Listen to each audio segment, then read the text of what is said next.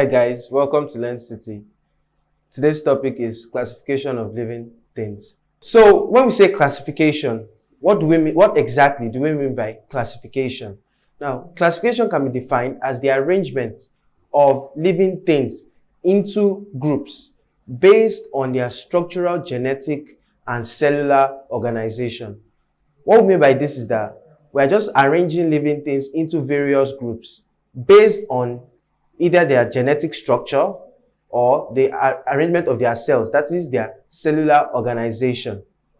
So this arrangement of living things into different groups, into different categories is known as taxonomy.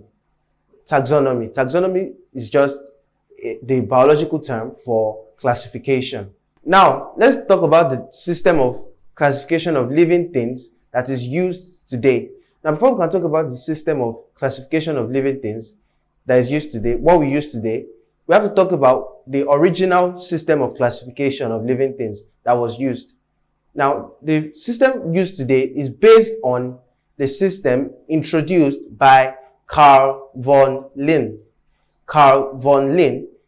And he lived around 1707 to the year 1778. So, this system used by biologists and taxonomists today was introduced by Carl von Linné. His Latin name was Carolus Linnaeus. So he was better known as Carolus Linnaeus. And he published the system of classification in the year 1753. That was for plants. And in the year 1758, he published the classification for animals. Now let's talk about the system of classification of living things that is used today. Living things are separated first into a large group. That is the major group that encloses all other groups. So it's that major group that will now break into other groups, which is the kingdom. The kingdom is the largest system of classification. Now, that kingdom is broken further into a smaller group, which we call the phylum. Phylum is the singular, phyla is the plural. So we break the kingdom into different phyla. We break one kingdom into different phyla. And each phylum is further broken down into another group. And the next group which it is broken down into is the class. So we have several classes under one phylum. And we have several phyla under one kingdom. So these families are now further divided into what we call genus. Genus is also the singular. Then genera is the plural. So we have several families broken down into several genera.